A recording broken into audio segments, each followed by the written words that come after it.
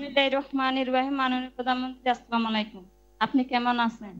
আমার নাম হোসনা। আমি একজন শারীরিক প্রতিবন্ধী ও স্বামী পরিত্যক্ত নারী।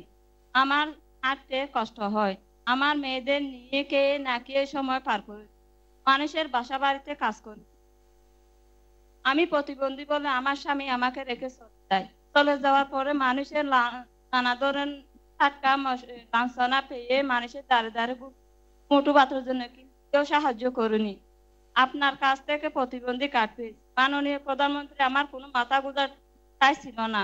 একটি কুড়ি ঘরে অনেক কষ্ট করে থাকতাম। প্রভাবশালীদের কাছে বারবার হাঁটতে কেউ সাহায্য করেনি। সংসার নামক জীবনটা খুবই কষ্ট, আমার খুব কষ্ট হয়েছিল। মনে হয় মনে হয় আমি যেন মরে যাই, কিন্তু আমার মেয়েদের মুখের দিকে তাকিয়ে আমি মরতে পারলাম না।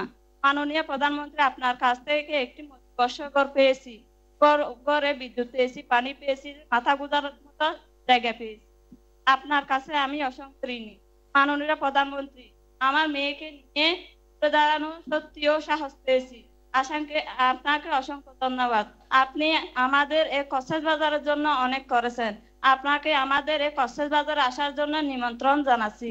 মাননীয় প্রধানমন্ত্রী, আপনি আমাকে আমার মেয়েদের জন্য দোয়া করবেন, যেন আমার মেয়েদেরকে লেখাপড়া করে দেশের জন্য ভালো কিছু করতে পারে। আপনার হাতে দেশ থাকলে সুরক্ষিত থাকবে এবং সামনে এগিয়ে যাবে। আপনি হলে যোগ্য কন্যা, যোগ্য বাবার যোগ্য কন্যা। জয় বাংলা, জয় বঙ্গবন্ধু। আপনাকে যেন আল্লাহ হেদায়েত দান করুক। আসসালামু আলাইকুম। ওয়ালাইকুম আসসালাম। কয় মেয়ে আপনার? কয় মেয়ে? 2 মেয়ে। আচ্ছা, কত বড়? একটা ক্লাস 2 তে পড়ে, আরেকটা 2 বছর হয়েছে। ও, আরে ছোট্ট। আপনি ভাতা পান না? স্বামী পরিত্যক্ত হ্যাঁ, ভাতা? আপনার কাছ থেকে বাতা পাইছি। আচ্ছা। আর তাছাড়া এমনিতেও ঘর পাইছেন, এখন একটা ঋণও দেওয়া হবে। 30,000 টাকা করে তো আমরা ঋণ দেই। ট্রেনিংটা করাই দিলে ঘরে বসে বসে যেহেতু কিছু উপার্জন করতে পারেন, সেই ব্যবস্থাটা করে দেওয়া হবে।